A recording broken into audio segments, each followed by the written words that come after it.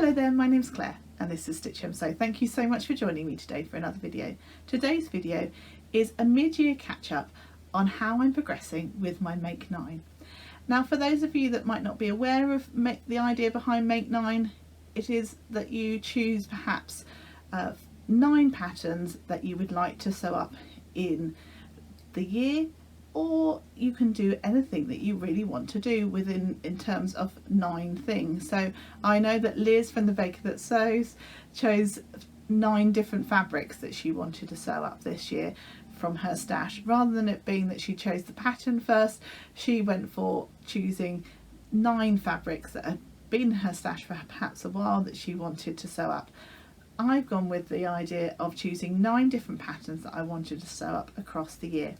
So I thought as we got to kind of the midpoint of the year, I would review how I was doing with my Make 9 to see whether I'm on target, to see whether I like the patterns that I've made, and just a general catch up for yourself but also for me on how I'm progressing with my Make 9.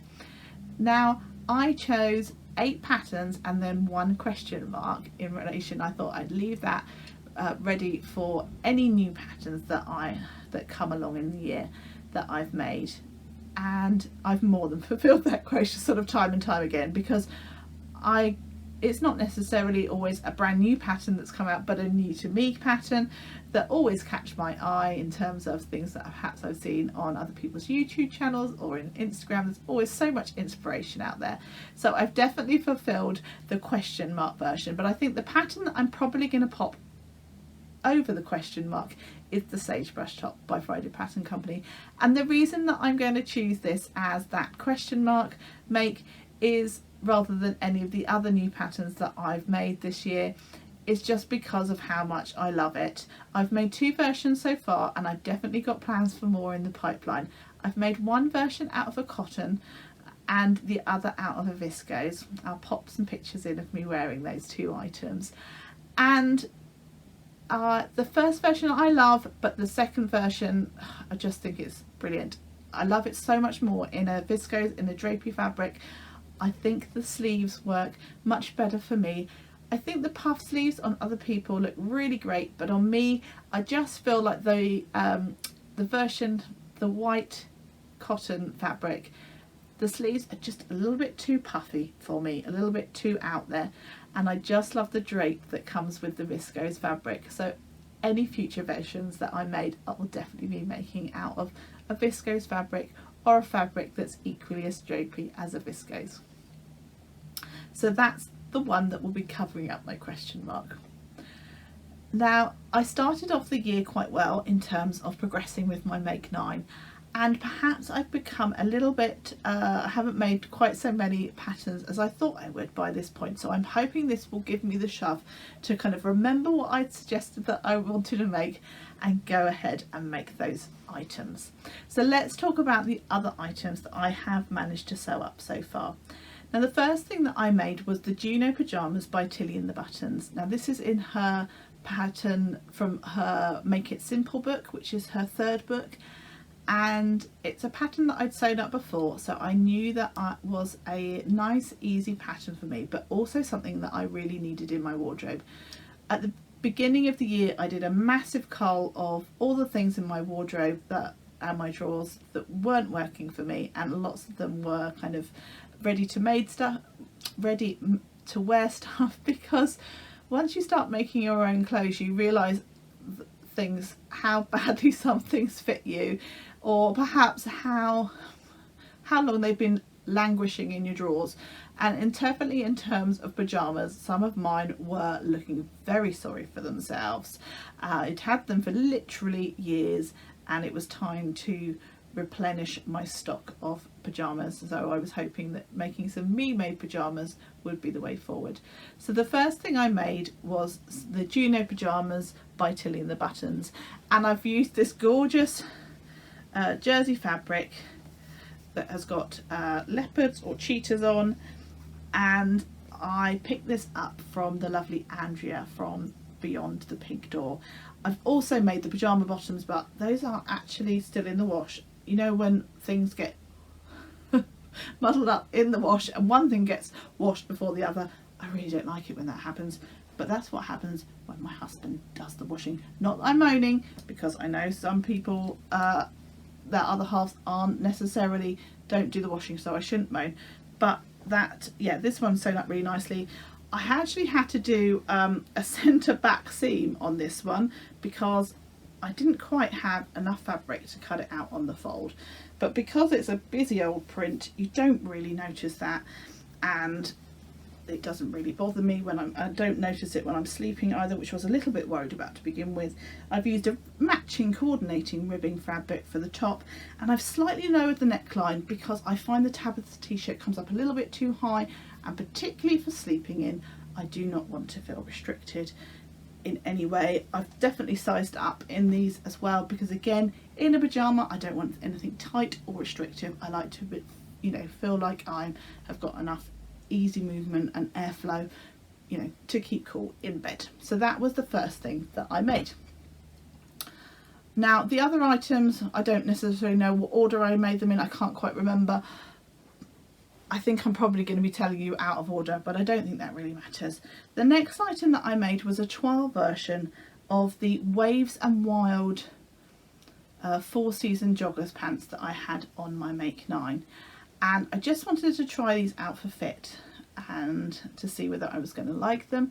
And so I've made them out of a very inexpensive French terry, fabric. That's not very nice quality at all. It's a little bit rough, although actually saying that, it has sort of softened up a bit after a few washes. This is an item that I wouldn't wear out of the house, but actually for poking around in the house, not necessarily in this hot weather that we're having in the UK at the moment, but certainly when it's a little bit colder, they're ideal for that. And another reason I wouldn't wear them out of the house is I've used a completely different fabric for the cuffing material at the bottom, because I just wanted something that was a bit more stretchy. And actually this fabric feels gorgeous by comparison, because this one's a little bit rough. But all in all, these, and I'll pop a picture in if I can find one of me wearing them. It's sewed up quite nicely. I've done some little pockets, that's just enough room to pop my phone in should I want to. And as I say, for lounging around the house, these have turned out quite nicely. And I definitely think that I need to find some nice fabric that I can try this pattern again. But I think it's at least a tick off of my Make 9 as something that I have actually made. But I will be hopefully before the end of the year try and sew up another pair in a nicer fabric that I would be more happy for other people to see. The next item I haven't actually got to show you because I've actually given it to my sister, and it was the pattern, the Galaxy t-shirt by Pattern Scissors Cloth. I'll pop it in underneath because I can't quite remember the name of the company. Now this is a t-shirt that has caused me issues, shall we say. I've made this t-shirt twice now. The first time I made it, it was way too big. The second time I made it, it was too small. And I'm yet to try it again to make it so that in a t-shirt that actually fits me. So it's still on my list to make, but I've definitely made it. And I'll pop a picture in of the t-shirt that I made. It was in a beautiful sort of cobalt blue viscose jersey. It came out lovely. You know, I think that, you know, in terms of sewing, it was fine, but it was too small. And my sister has very, you know, she's inherited that one and she's been wearing that one. So, you know, it's not like nobody has got any use out of it. So that's great. But it's still, I still haven't managed to make it for myself. The one that I made that was way too big, I do wear, but I just wear it to bed. But as I say, still haven't made one that I'd be happy to wear out the house. So a tick that I've made it, but again, not something that I've managed to conquer as yet. Now, the next pattern that I have made is the Nova Coat by Paper Cut Patterns. Now, I made this towards the beginning of the year when it was still sort of colder out, and I'm really pleased with this make. Now, if any of you have been watching my channel for some time, you know that I was quite anxious about making a coat because it just felt like a big project, you know. But I needn't be scared. It was no different to making any other item. I don't know why I'd got it in my head that it was like a really scary item. I think it's just because it's just feels like a bigger item. That's why yeah, it took me a while to pluck up the courage to do it, but I'm so glad that I did. And I've made it out of this boiled wool fabric that I purchased from Rainbow Fabrics, and I've lined it in a viscose fabric that I bought from So Hayley Jane in like a remnant there, you know, when she sells off her fabric that would previously be in a box. So it picks up the blue pretty nice. It's not quite tonally exact, but it's not a bad match. And yeah, I popped in a little Rosy Cheeks label there. Sorry, there's some fluff bits on it. And I've also added an extra little coat hook. I'm really pleased with this pattern. It came together so nicely. So yeah, just it was a real pleasure to sew it up. I really enjoyed sewing it. And I'll pop some pictures of me wearing it. Now, I haven't quite got my head around whether I completely like the pattern on me. I've seen some absolutely beautiful versions on Instagram, and so I do really like it, but I'm not convinced I'm completely into it myself. But I haven't worn it that many times yet. So I think as we go into the autumn, I'm going to try some different ways of styling it, because I really want to love this one, because I love the colour. I think it's beautiful, and I think if I find some nice ways to style it, that it will look really lovely. So those are the items that I've managed to make. So I would say that is 5 items off my make 9.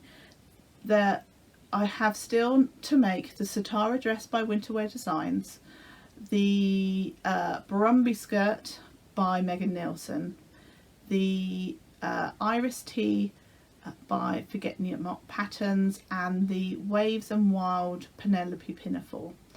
Now the Sitara Dress by Winterwear Designs, I actually put a poll on my community tab a couple of months ago now in relation to what dress I should make out of a particular fabric, and the fabric was a green base with some sort of quite large black and white flowers on, and I put a poll up to say what pattern should I use for this fabric, and the 3 choices were the Tilly and the Buttons Lyra, the Chalk and Notch Fringe, and the Sitara Dress by Winterwear Designs. And the Chalk and Notch Fringe came up on top, and I'm just going to grab it. So this is my Chalk and Notch Fringe dress. So whilst I haven't managed to make the Sitara Dress, there are similarities to it, of it being, you know, buttoned up front and kind of a nice swishy skirt. So if I don't manage to make the Sitara Dress, I think this one is a good sort of stand-in for that particular pattern, if you like, of it having enough sort of similarities. But it's still there on my make 9 to make, so hopefully I will get round to making the Sitara Dress. So in terms of moving forward with completing my make 9, the 2 patterns that are kind of next in the pipeline for me to make are the Megan Nielsen Brumby skirt, and I've got some lovely chambray fabric for that, and also the Iris tee by Forget Me Not Patterns.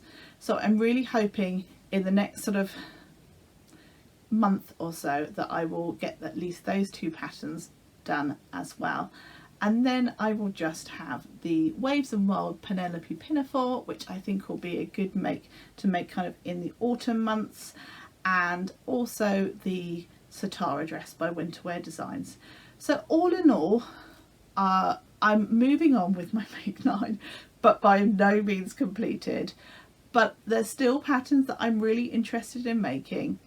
Would I look to do a make 9 again? Yes, I think I would, but I would perhaps be a little bit more open with what I want to make, because I'm definitely inspired by things that I see online, and that sort of influences me on what I want to make.